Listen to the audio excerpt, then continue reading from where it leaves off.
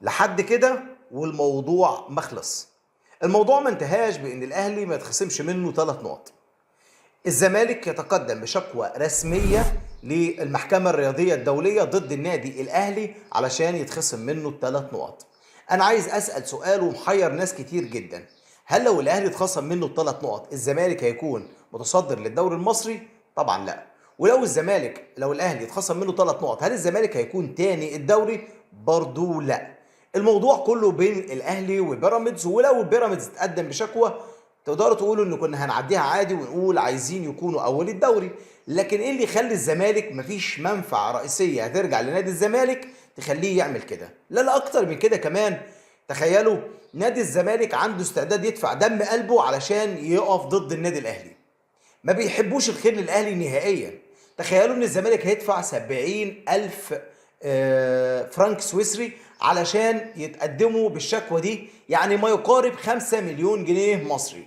الفلوس دي جت منين؟ ومين الايد الخفيه اللي بتلعب ورا النادي الاهلي علشان تنزل ال3 نقط من النادي الاهلي؟ كل اللي نقدر نوضحه من الفكره دي هو الدوري بيتحسم لصالح النادي البيراميدز، لان الزمالك بيعمل كده لصالح بيراميدز. صح ولا انا بتكلم كلام تاني؟ لو انت عايز تنزل الاول وفرق بينك وبين التاني، انت كزمالك فرق بينك وبين التاني بحر نقط، يعني ولا 3 نقط ولا 6 نقط هيخلوك التاني. فايه المانع من ان الاهلي يتصدر الدوري؟ ايه المانع من ان الاهلي ما يتخصمش منه 3 نقط؟ الزمالك بيكافح وبيدفع ملايين علشان يقف ضد النادي الاهلي وينزل الاهلي 3 نقط. بس مين اللي ورا اللعبه دي كلها؟ الله اعلم، بس هنكشف كل التفاصيل مع اصابه نجمين من النادي الاهلي النهارده في حلقتنا النهارده. ما تنساش تعمل لايك للفيديو واشترك في القناه. تعالى بس اقول لك على كام معلومه مهمه جدا في موضوع نادي الزمالك وخصم 3 نقط من النادي الاهلي.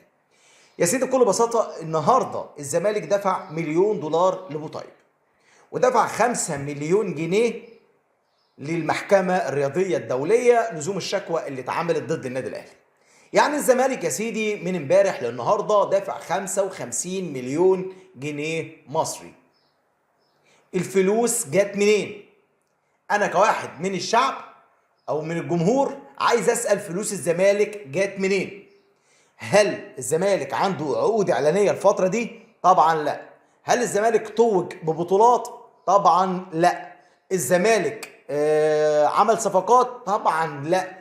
الزمالك مستحيل طبعا نقول ان موضوع عواد بيراميدز دفع العواد المبلغ ده، مستحيل ومش هنصدق الكلام ده، لا يعقل يعني. لكن عايزين نعرف الفلوس دي جت منين، مصدر ال 55 مليون جنيه اللي اتدفعوا لنادي الزمالك عشان القيد يترفع من شكوى بوطيب. ولسه عندكم كمان مشكله باتشيكو، ده غير مشكله باتشيكو خالص. عايزين نعرف مصدرها منين، الفلوس بتيجي منين، مين اللي بيدعم الزمالك علشان يقف ضد الاهلي؟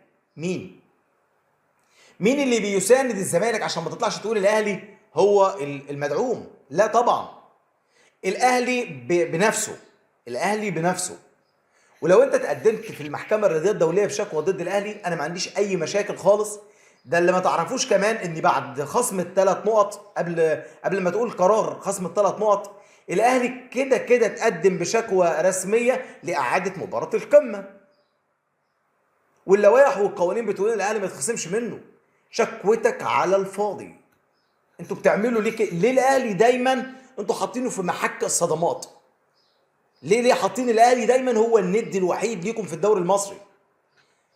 الاهلي دايما انت متعود على الاهلي دايما بيكون في الصداره. يبقى عدوك مش الاهلي، انت كده كده مركز ودايما مركزك رقم 2. لكن دلوقتي بقيت رقم 3، والله اعلم هتكون فين بقى. ده اللي انا اقدر اقوله. لكن النهارده حصلت حاجه غريبه جدا جدا، ودي اللي خلت الواحد يقعد يفكر كتير كتير كتير كتير. قلنا في التدريبات يا جماعه اهدوا شويه، التاكلينج يكون هادي شويه، الالتحامات القويه بلاش منها، التدريبات نفسها ما تكونش بعنف. انت بتتدرب مش بتلعب ماتش بطوله، بتتدرب. النهارده بتدخل عنيف على وسام ابو علي، التواء في الكاحل، وطبعا راح المستشفى وعمل اشاعات وفحوصات، ومنتظرين دلوقتي نتيجه الاشاعات والفحوصات، ولكن بنسبه 100% مش هيكون مشارك في مباراه البنك الاهلي. وامبارح اتصاب محمد هاني برضه في التدريبات، وكل مره بنقول يا جماعه التدريبات والالتحامات اهدوا شويه، اللعيبه تهدي شويه. انت بتلعب مع زميلك، بتلعب مع اخوك، انتوا بتكملوا بعض. الالتحامات نفسها هي مش مباراه بطوله علشان تسبب اصابه لنجم زي اسامه ابو علي وتحرمنا منه مباراتين هم اهم مباراتين الموسم كله. المباراه البنك الاهلي ومباراه فاركو هو مجهود موسم كامل الاهلي عامله. خط سير الاهلي الموسم كله هتضيعه في اخر مباراتين، طبعا دي حاجه صعبه جدا. كلنا عارفين طبعا ان الاهلي فارق نقطتين عن رقم 2 في الدوري اللي هو بيراميدز. اتمنى من الاهلي يكون في الصداره دايما، والاهلي يتوج لبطوله الدوري المصري، وهتكون اغلى بطوله في تاريخ النادي الاهلي، لان كانت كل الاجواء ضد النادي الاهلي، زي اللي سابوا الماتش فوتوا الماتش، كان واضح جدا عيني عينك وعملت فيديو عنه. وغيره كمان، المصيبه الاكبر من ده كله ان بياخدوا فلوس علشان يشكوا الاهلي ويتخصم منه النقط، وبيراميدز يكون مركز اول. بتخدم لصالح مين؟ بتتحرك لصالح مين؟ مين الهدف الرئيسي ورا انك تعمل كده ضد النادي الاهلي؟ مع ان الاهلي يا سيدي عامل معاك حاجه في الكره الطايره، كره اليد النهارده حاجه جميله جدا انت استحاله كنت تعملها. الاهلي بيمثل افريقيا وبيمثل مصر في الكره الطايره، كره اليد.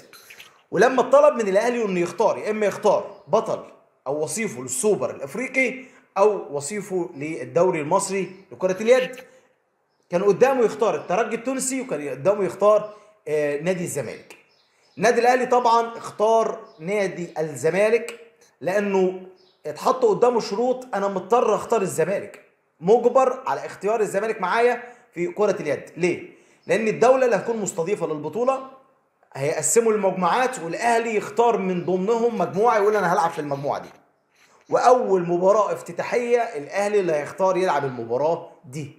فالاهلي قال لك انا استفيد بالميزات دي حتى ولو على حساب الزمالك يجي معايا البطوله. يعني انت كان عندك بطوله مش هتشارك فيها اصلا، كرأفة بيك الاهلي خليك شاركت فيها، كرأفة بيك الاهلي خلاك شاركت معاه في البطوله. ليه بقى انتوا مقفلين المواضيع عن النادي الاهلي؟ عايز بس في نهايه الفيديو تقول لي ايه مصلحه الزمالك في ان الاهلي يتخصم منه 3 نقط؟ ايه المصلحه في كده؟ 3 نقط اللي هيتخصموا النادي الاهلي، عايزك تقول لي ايه مصلحته في كده؟ هل الزمالك هيكون متصدر الدوري؟ هل هيكون الثاني؟ لا طبعا. لكن عايز تقول لي ايه المصلحه اللي هتعود على نادي الزمالك لما يتخصم من الاهلي ال3 نقط؟ واهم حاجه ما تنسوش تدعوا لاسامه ابو علي بالشفاء وتشجعني بكومنت ولايك، والى اللقاء في فيديو اخر.